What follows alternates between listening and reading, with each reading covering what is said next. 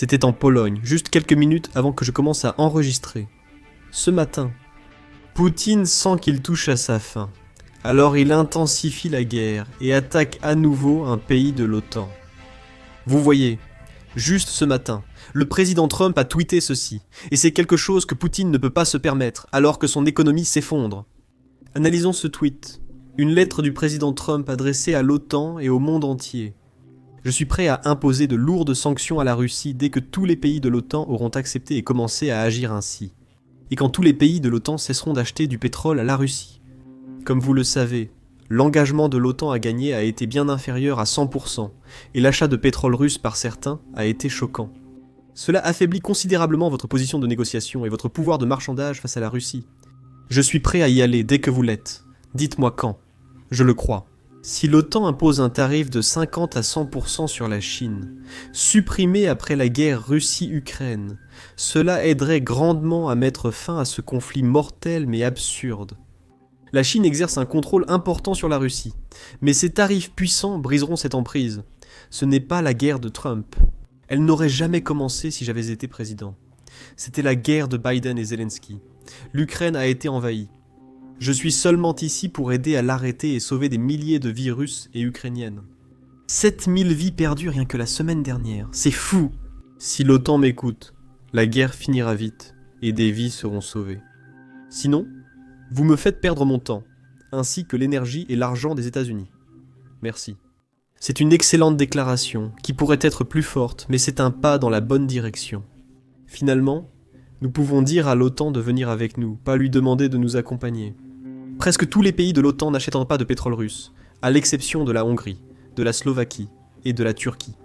La Hongrie et la Slovaquie sont désormais aussi pro-russes que possible en Europe. Ils continueront d'acheter du pétrole russe, sauf s'ils y sont forcés. C'est ce que nous devons faire. Donc, au lieu de leur demander d'arrêter d'acheter du pétrole russe, nous devrions les y obliger. Je pense qu'il est très malhonnête de dire que c'est l'Europe qui achète du pétrole russe, parce qu'au final, la plupart des pays européens ne sont pas fans du gouvernement hongrois ou du gouvernement slovaque. Maintenant, la raison pour laquelle le ton du président Trump change est simple. Il se rend compte que Poutine ne veut pas la paix. Et il a partagé cela publiquement il y a seulement 2 jours. Écoutons. Oui, ça s'épuise et ça s'épuise vite, mais il faut être 2 pour danser le tango. C'est incroyable. Quand Poutine voulait le faire, Zelensky ne voulait pas. Quand Zelensky voulait le faire, Poutine le faisait. Maintenant, Zelensky veut le faire et Poutine est une inconnue. Nous devrons agir de façon très ferme.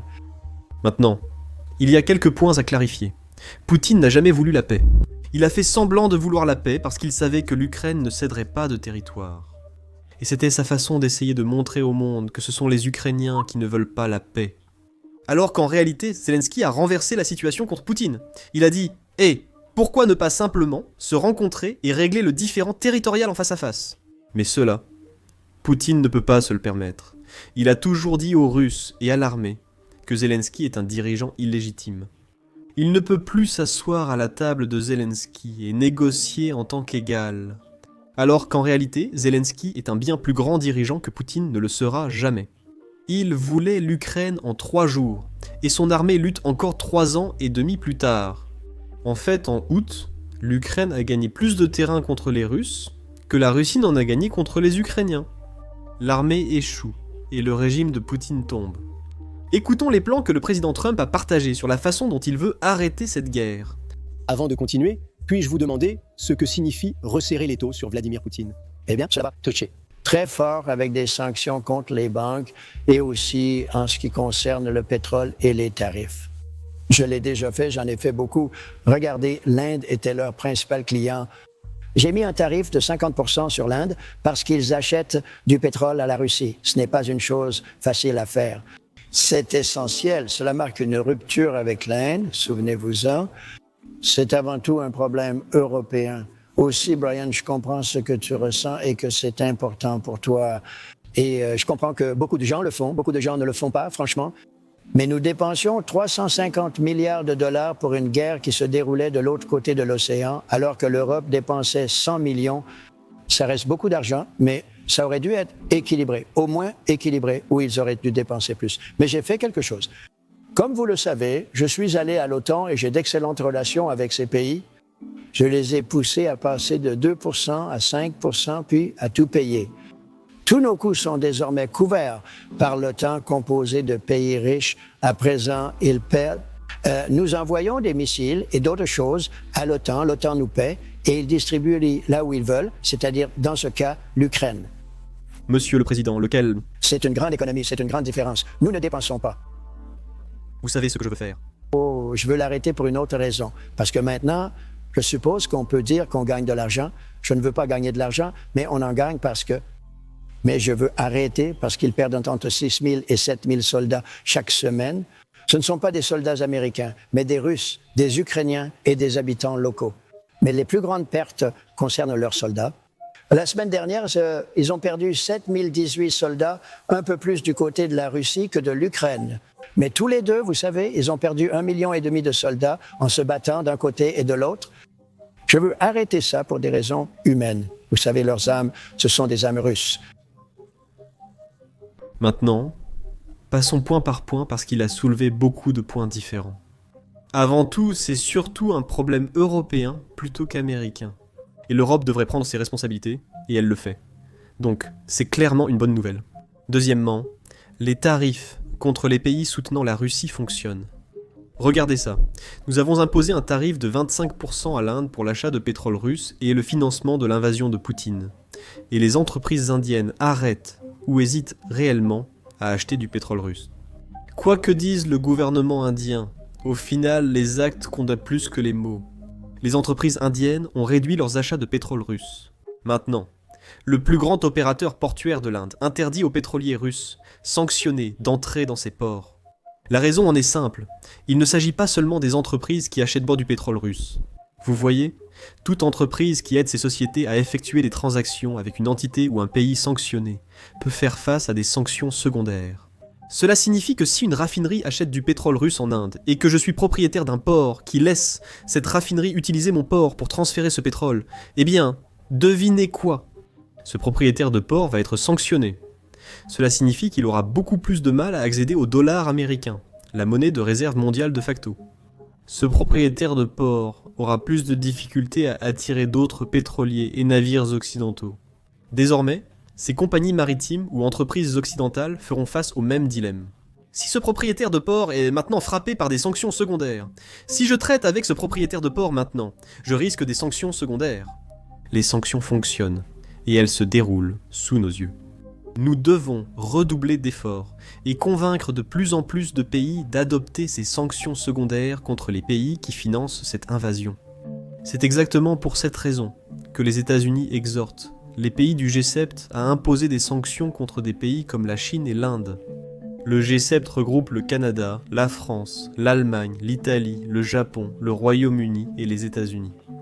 Un rapport de Bloomberg révèle que les États-Unis demandent à ces pays d'imposer des droits de douane jusqu'à 100% sur la Chine et l'Inde.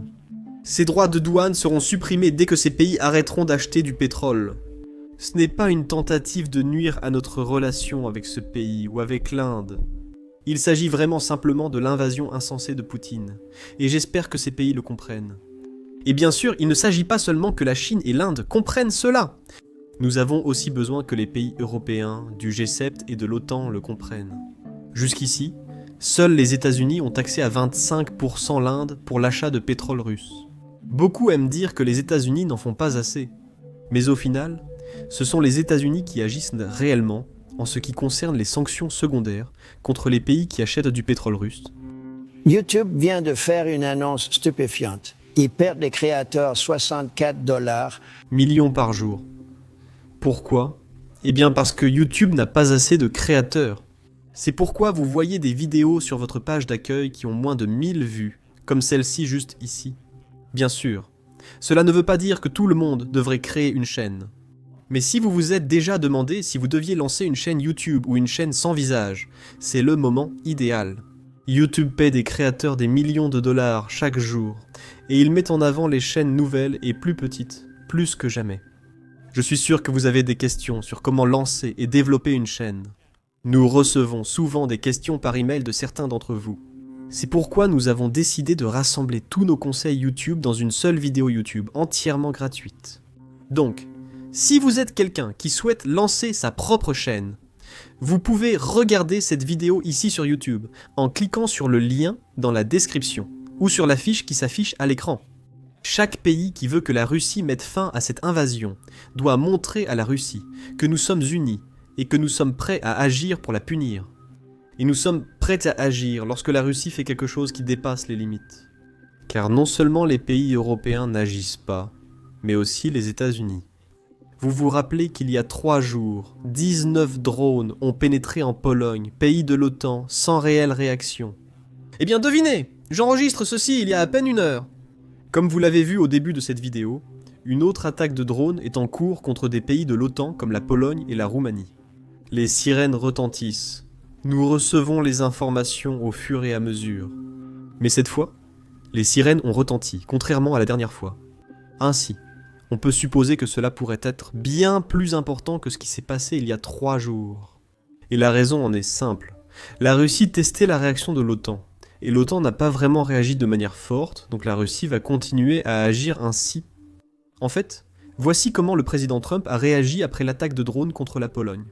Ce n'est pas ce qu'on souhaite entendre du chef du pays le plus puissant.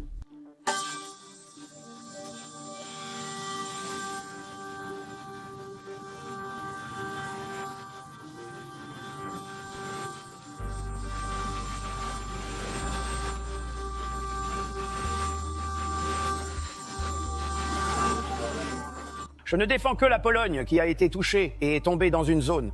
Mais vous ne devriez pas être si proche. De la Pologne. De toute façon, Des événements comme celui-ci renforcent la dissuasion, selon les mesures que le pays prend après qu'une chose comme celle-ci se produise. Cela montre aux dictateurs du monde entier ce que le monde libre est prêt à accepter et ce qu'il n'est pas prêt à accepter. Si nous ne faisons rien, cela continue simplement à faire croire que les dictateurs peuvent faire tout ce qu'ils veulent. Et ensuite, cela devient beaucoup plus coûteux de les arrêter. C'est quelque chose dont nous avons parlé avec le général Petraeus lorsqu'il était sur notre podcast il y a seulement quelques semaines. Il a souligné l'importance de la dissuasion et comment de petits événements peuvent avoir un impact disproportionné si nous ne réagissons pas correctement. Écoutons cet extrait. Qu'ils ne peuvent pas être récompensés pour cette première invasion d'un pays souverain sur le continent européen depuis la fin de la Seconde Guerre mondiale. Et si vous ne le faites pas, je soutiens, tout comme André Roberts, mon co-auteur, et beaucoup d'autres, vous sapez la dissuasion ailleurs, gardez à l'esprit que la dissuasion est le résultat de l'évaluation par l'adversaire potentiel de vos capacités, d'une part, et de votre volonté de les utiliser, d'autre part. Et si vous n'aidez pas à nouveau l'Ukraine, si vous n'aidez pas, disons, Israël, nos alliés et partenaires au Moyen-Orient contre l'Iran, cela affaiblit la dissuasion dans l'Indo-Pacifique. Parce que si vous n'allez pas aider vos partenaires et amis là-bas, cela jette le doute sur le fait que vous pourriez aider à nouveau nos alliés, partenaires et d'autres menacés dans l'Indo-Pacifique. J'étais en fait dans le bureau du Premier ministre singapourien Lee lorsque la ligne rouge en Syrie concernant l'utilisation d'armes chimiques a été franchie par le régime de Bachar el-Assad. Et les États-Unis n'ont pas réagi de la manière dont nous avions menacé de le faire. Le Premier ministre a d'ailleurs dit, selon moi, vous savez, général, cela a des répercussions en mer de Chine méridionale. Cela a des implications bien au-delà de ce qui s'est passé au Moyen-Orient. Bien au-delà de cette région, cela a des implications ici même dans l'Indo-Pacifique. Nous aborderons aussi Taïwan et le renforcement de la dissuasion des chaînes d'îles par les États-Unis dans un instant. Parce que c'était vraiment une région intéressante, je suppose, pour dire le moins. Mais parlons un peu plus de l'avenir. Maintenant, avec l'Ukraine. Nous avons eu beaucoup d'accords, n'est-ce pas ? Après le mémorandum de Budapest, plusieurs cessez-le-feu ont eu lieu entre l'Ukraine et la Russie. Le mémorandum de Budapest a été signé par la Russie, les États-Unis, le Royaume-Uni et l'Ukraine, sauf erreur de ma part. Et il garantissait la sécurité de l'Ukraine. Si l'Ukraine abandonnait les armes nucléaires qu'elle avait sur son territoire lorsque l'Union des républiques socialistes soviétiques s'est effondrée, ils ont renoncé à ces armes nucléaires. Nous n'avons pas respecté notre part de ce marché. Bien sûr. Est-ce comparable à ce qui s'est passé en Syrie, où nous n'avons pas réagi aux lignes rouges ? Nous ne tenons pas nos engagements. probablement pris par l'administration précédente. L'Ukraine nous ferait-elle confiance? Quelle garantie de sécurité l'Ukraine accepterait-elle pour assurer une paix durable? Eh bien, c'est l'une des questions les plus épineuses de toute cette situation. Parce que vous vous souviendrez que les dirigeants européens, en réponse au président Trump, qui les a poussés très fortement à dépenser davantage pour leur propre défense, à dépenser plus pour aider l'Ukraine et à assumer une bien plus grande part du fardeau concernant l'Ukraine. C'est vrai, je pense que le président Trump a accompli là quelque chose qu'aucun autre président n'avait réussi. Et j'ai vu beaucoup d'entre eux très, très en colère contre leurs homologues européens. Vous savez, j'ai occupé des postes à l'OTAN en tant que général 1, 3 et 4 étoiles. Eh bien, j'avais aussi une double casquette en tant que commandant américain, donc j'ai passé pas mal de temps à l'OTAN lors des réunions des ministres de la Défense et ainsi de suite. Nos ministres de la Défense et présidents ont souvent reproché aux Européens de ne pas respecter l'engagement pris au sommet du pays de Galles il y a plus de 10 ans, à savoir consacrer 2% du produit intérieur brut à la défense. Cela va maintenant se produire. En fait, maintenant, ce sera 35% du produit intérieur brut consacré à la défense, aux dépenses réelles de défense, et encore 15% pour les dépenses d'infrastructure. Cela soutient l'opérationnalisation du nouveau concept défensif du commandant suprême allié de l'OTAN. Parce qu'il faut littéralement déplacer les forces beaucoup plus à l'est par rapport à leur position à l'époque de la guerre froide, cela va sans dire. Donc il a accompli quelque chose de très important là-bas. C'est formidable. Mais lorsque le Premier ministre du Royaume-Uni et le président de la France se sont réunis avec d'autres membres de la coalition des volontaires, les pays importants de l'OTAN en Europe, ils n'ont vraiment jamais trouvé de solution. Ce qui pourrait être considéré comme une garantie de sécurité absolument solide. À mon avis, en fait, la seule façon d'avoir une garantie absolument solide serait qu'ils déploient leurs forces aux côtés des forces ukrainiennes sur le terrain en première ligne. Ainsi, si la Russie viole le cessez-le-feu et lance de nouvelles opérations offensives en Ukraine, ils seront impliqués dans ce conflit. Ils verseront aussi leur sang. Et alors, vous pouvez voir comment ils seraient obligés de réagir. Mais ce n'est tout simplement pas réaliste. Les États-Unis disposent en effet de cette capacité grâce à leurs tirs longue portée et autres moyens. Et vous venez justement de voir cela démontré, bien sûr, lors de l'attaque extraordinaire contre le programme nucléaire iranien. C'était vraiment l'élément final de cette guerre de 12 jours menée par Israël qui a infligé tant de dégâts au programme nucléaire iranien et à ses éléments de sécurité, les dirigeants, les scientifiques et ainsi de suite. Donc les États-Unis ont cette capacité. La question est, pourrions-nous prendre un engagement qui serait perçu comme inébranlable et sur lequel les Ukrainiens pourraient compter? Pour garantir cela, si la Russie devait violer un cessez-le-feu, ce que la plupart d'entre nous pensent qu'elle fera, ce qu'elle veut faire, c'est améliorer sa position sur le terrain. Ils aimeraient qu'on leur donne ces villes forteresses, ce territoire, en échange d'un cessez-le-feu. Mais tout comme ce qu'ils ont fait après 2014, lorsqu'ils se sont emparés des premières parties du sud-est de l'Ukraine et de la Crimée, qu'ils allaient juste se réapprovisionner, se réentraîner, se rééquiper, se réorganiser, puis réessayer pour tester leurs limites.